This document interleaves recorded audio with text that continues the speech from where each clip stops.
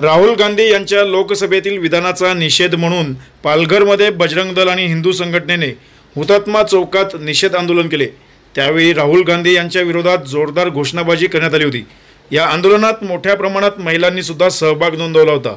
यावेळी राहुल गांधी यांच्या वादग्रस्त विधान विरोधात गुन्हा दाखल करण्याची मागणी करणारे निवेदन पोलीस निरीक्षकांकडे देण्यात आले।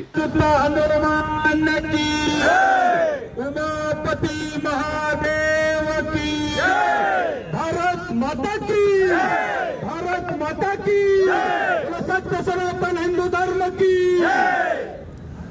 अभी आप सभी ने मुझसे पहले सभी वक्ताओं को सुना और सभी को विषय तो मालूम है कि लोकसभा में खड़ा होकर वो जो राहुल गांधी, रायबरेली का खासदार राहुल गांधी, वह जो चुन के आया है, उसको चुनाव में जो जिता के लाए हैं, तो सभी अन्य धर्मों के वोट से वो जीत के नहीं आया है। उसके अंदर हमारे हिंदुओं का भी वोट है और वो हिंदुओं को गाली देता है खड़ा होकर कि तुम्हारे देवी देवताओं के हाथ में जो शस्त्र है, ये शस्त्र है, एक हाथ में हमारे देवी देवताओं के शस्त्र है तो दूसरे हाथ में शास्त्र है।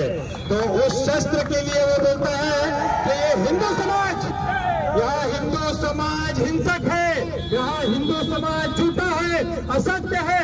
तो उसका निषेध करने के लिए मुझे तो सबसे बड़ा आश्चर्य तब हुआ कि जब लोकसभा के मंदिर में इतने सारे सांसद बैठे थे, वहां सिर्फ प्रधानमंत्री जी एक वाक्य बोलकर नीचे बैठ गए कि आप पूरे हिंदू समाज को गाली नहीं दे सकते। तो मुझे इतना आश्चर्य हो रहा है कि बाकी सारे जो सांसद बैठे थे उन्होंने प्रतिकार क्यों नहीं किया? क्योंकि राहुल गांधी एक नकली हिंदू है, सबको पता है। या फिरोज खान का पोता राहुल गांधी लगाता है, अपना नकली जनेऊ कोट के ऊपर पहनता है। महाराष्ट्र में आता है तो वीर सावरकर जी का अपमान करता है।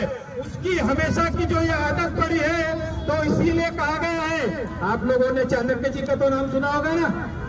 चाणक्य जी का नाम सुना है? चाणक्य जी ने चंद्रगुप्त मौर्य के उस जमाने में कहा था कि विदेशी कोख से जन्मा